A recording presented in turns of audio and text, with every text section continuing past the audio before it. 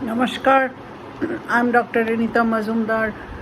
This is my continuing lecture on feminist theory. We said that there is no such thing as feminism, it's feminisms or feminist theories. And we are building up to what is feminist theory, genocide, and then I will apply it to Hindu genocide. Now, we talked about liberal feminism, we talked about Marx and Marxist feminism. We are going to talk about now one socialist feminist who is the most famous, Simone de Beauvoir. So in order to talk about her theory very briefly, because she has written a lot and we can't go over all of this, I have to introduce a couple of other thinkers before going into her theory, how she conceives of women. I'll start with the first chapter of her groundbreaking book, The Second Sex, which was published in 1949. The first chapter, she starts by asking, who is a woman? Before we even go into feminist theory, the central subject matter of feminist theory is woman. And our question is, who is a woman?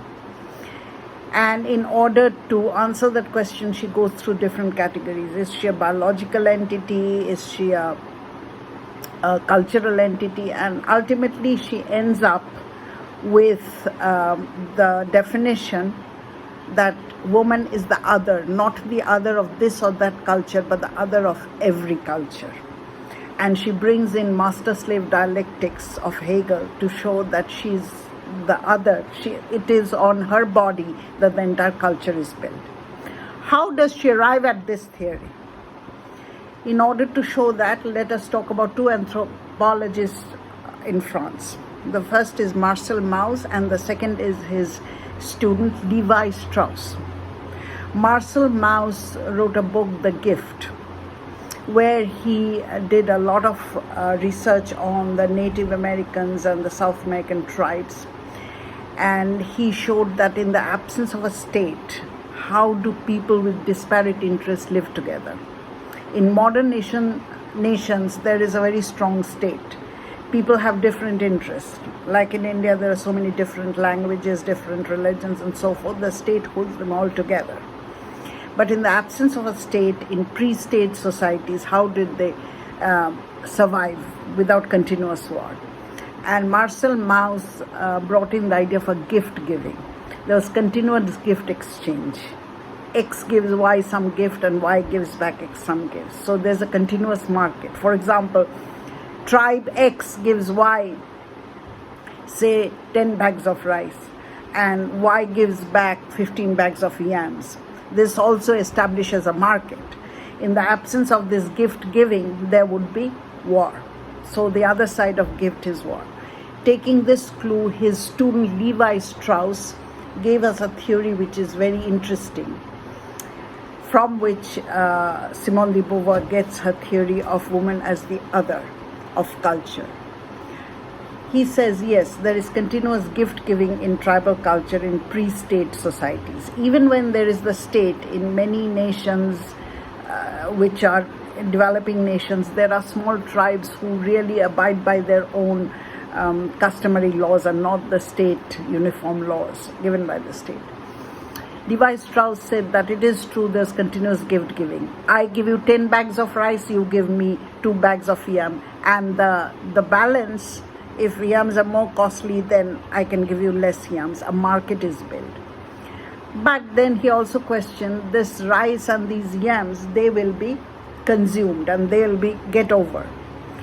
So for a while I establish a relationship with you because I have to communicate, I have to exchange with you, I have to create a market with you. But what if the consumer items that you give me and I give you, they're all consumed? After that, will the war start? No, the war won't start. And then he said that is because there is a permanent commodity of exchange that was introduced. And what is that permanent commodity of interest? He said woman. In order to understand this, let us go back a little bit and do a little bit of Freud here. Freud, in his book Totem and Taboo, said that in some primitive past, the father kept all the women to himself. Then the brothers rose up in revolt. All these are metaphorical, like mythology is metaphorical. We have to understand the idea behind it. The brothers rose up in revolt, killed the father, and in the last totemic meal, one can call it the Last Supper, they ate father's body and drank his blood and made a vow that they will not enjoy any woman, none of them. They will transact the woman, and they'll bring women from other tribe. This is the first universal law. What is the law? It's not a state law. It's the law of the prohibition of incest. Because if there is incest, there is no exchange. And if there is no market, then there is no intertribal alliance. So they started exchanging women. I give you my sister, you give me your daughter. This is what marriage is. Marriage is not between a man and a woman. That's a very modern concept. We'll come to that later. But it's for the establishment of intertribal alliance. So let's look at this. See, this is the tribe 1 and tribe 2. And the commodity of exchange that established blood relation, kinship relation. This happened amongst, we'll see that in older Indian tribes.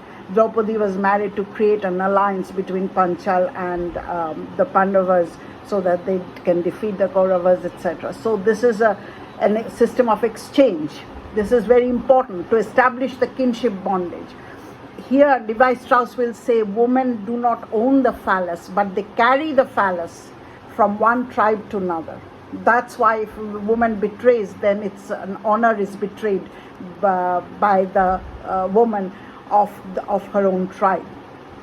So this is what marriage is. And Levi Strauss says that human beings stepped from subhuman culture to human culture, from nature to culture, when they started exchanging women. That is when marriage became a universal institution, together with the prohibition of incest, which is the fundamental desire. We talked about Freud on that.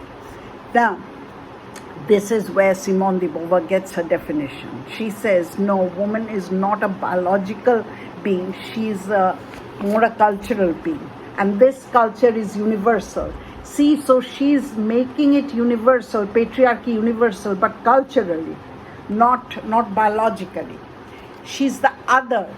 Other of what?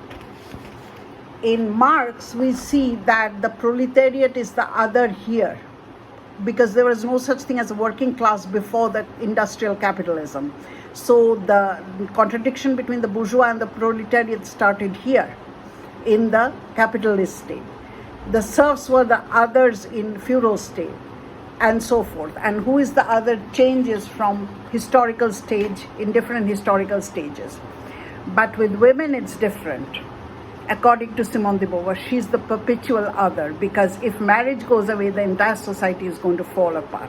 So she has to be other. She has to be given to someone else. Gift giving, kanyadan.